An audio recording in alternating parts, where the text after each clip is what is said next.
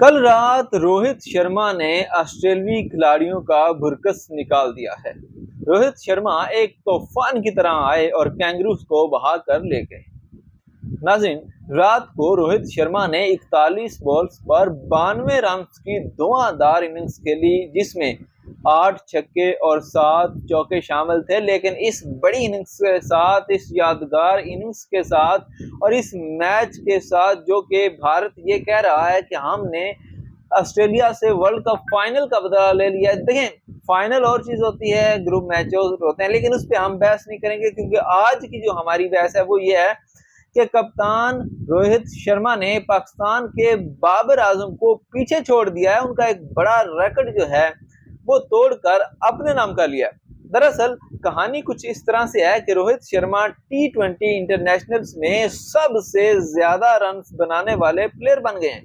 उन्होंने ये कारनामा T20 वर्ल्ड कप के सुपर 8 मरहले में ऑस्ट्रेलिया के खिलाफ हासिल किया। पाकिस्तानी कप्तान बाबर आजम ने T20 इंटरनेशनल्स की 116 इनिंग्स में 4145 रन बनाए थे, जबकि रोहित शर्मा ने आज कैरियर की 149वीं इनिंग्स में 73वां रन लेकर बाबर आजम को पीछे छोड़ा था।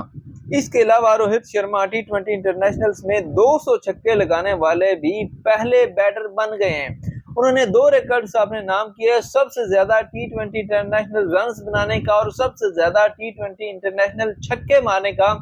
लेकिन भारतीय फैंस के लिए एक थोड़ी सी दुख देने वाली बात ये हो सकती है यहाँ पे कि बाबर आजम ने अपने 4145 रन बनाने के लिए सिर्फ 116 इनिंग्स खेली थी, जबकि रोहित शर्मा को इसके लिए 149 इनिंग्स खेलनी पड़ी थी। और कोई ये नहीं कह सकता कि रोहित शर्मा की बारी नहीं आई या फिर मौका नहीं मिला, क्योंकि वो ऐसा ओपनर खेलते हैं और हर मैच में वो अपनी बारी लेते हैं। तो इस तरह से बाबर आजम को अगर इनिंग्स के हिसाब से देखा जाए तो उनका रिकॉर्ड रोहित शर्मा से ज्यादा अच्छा है। लेकिन अगर देखा जाए तो रोहित शर्मा ने बाबर आजम का सबसे ज्यादा T20 इंटरनेशनल रन्स का रिकॉर्ड जो है वो तोड़ दिया है।